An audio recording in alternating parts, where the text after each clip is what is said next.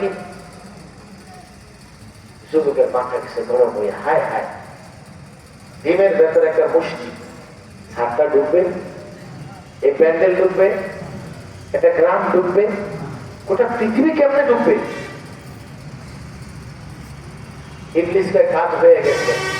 আল্লাহর কুদরত সম্পর্কে তোমার ভেতরে সন্দেহ তৈরি হয়েছে।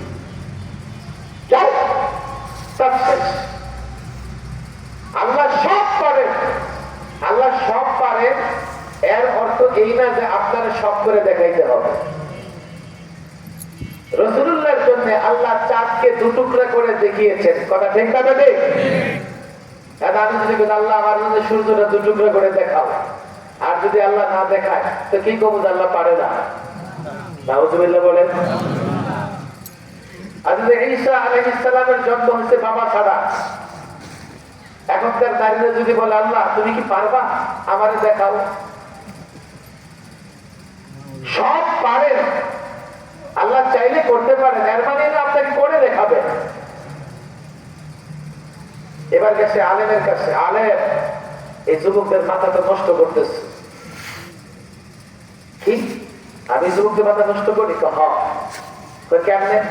বলো সবকিছু আল্লাহ করে, আল্লাহ সবকিছু করতে পারে। হায় হায় হায় ভাই, আমার এই লম্বা সময় রিমান্ডে থাকা, লম্বা সময় জেল খাটা আমার একটা বড় অপরাধ ছিল। যুবকরা, সাধারণ মানুষটাকে আমাদের কথা শুনে ওয়াজ শোনে, আমরা নাকি মানুষকে মৌলবাদী বানাই ফেলতেছি, জঙ্গিবাদী বানাই ফেলতেছি। অন্য কোন অপরাধ ছিল না, বাস ভাঙি নাই, কারো জায়গা দখল করি নাই, কারো মাথায়ও বাড়ি দেই নাই, কারো থেকে টাকা নিয়ে দেই নাই, এমনও না।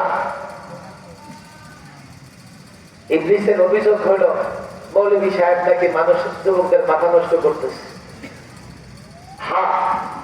আমাকে রিমান্ডে বারবার তারা প্রশ্ন করতো, আপনি যে ইসলামী শাসন ব্যবস্থার কথা বলেন এটা কি চলবে এই যুগে?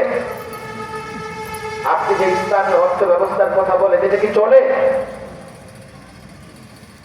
আবার আমি যখন বলতাম হ্যাঁ চলে, চাইলে তোমরা আমার কাছ থেকে যুক্তি নিতে পারো। কিসের যুক্তি নিবে? চারজন চারপাশে বসে একসঙ্গে গালাগালি করে, একসঙ্গে গালাগালি করে। টর্চার রিমান্ডে এইটাই, যে চারপাশে বসে ইচ্ছা মতো গালাগালি করতে থাকবে, এটাই বড় রিমান্ড। আর চোখ কান বন্ধ করে তাদের ওই নগ্ন গালিগুলো শুনতে হবে। অথচ গালির পেছনে কি কারণ? যুবকেরা, মুসলমানেরা আমাদের কথা শোনে। আমরা যুবকদের স্বপ্ন দেখাই, আমরা মাদ্রাসার ছাত্র আলেমদের স্বপ্ন দেখাই। এইভাবে দেশ চলবে না, সংস্কার যতই হোক দেশে শান্তি আসবে না।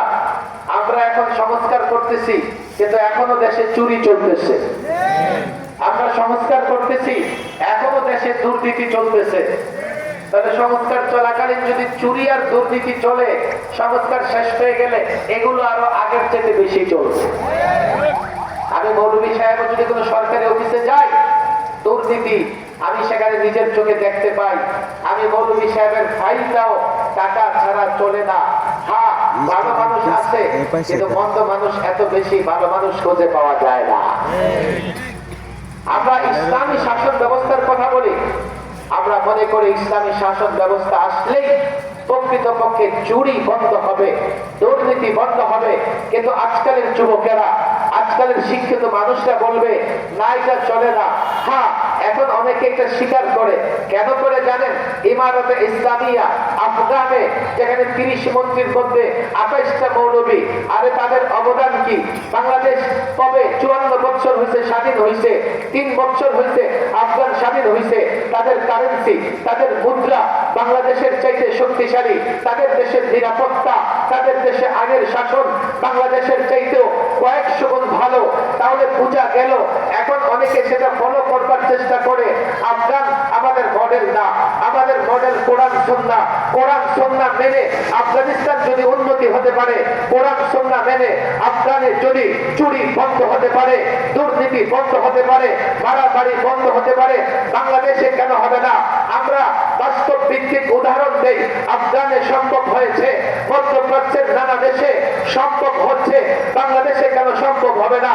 আমরা স্বপ্ন দেখাই যুবকদেরকে, এই যুবকেরা যদি আমাদের সঙ্গ দেয়, ভোটের জন্য না, বিপ্লবের জন্য, ভোটের জন্য না, অভ্যুত্থানের জন্য, এই যুবকেরা যদি নিজের জায়গায় দাঁড়িয়ে, গোটা বাংলাদেশের যুবকেরা যদি নিজের জায়গায় দাঁড়িয়ে জানিয়ে দেয় আমরা কোরআনের শাসন চাই, কোরআন সুন্নাহর শাসন চাই, আলেমরা যদি ঐক্যবদ্ধ হতে পারে, আল্লাহর কসম কোরআনী শাসন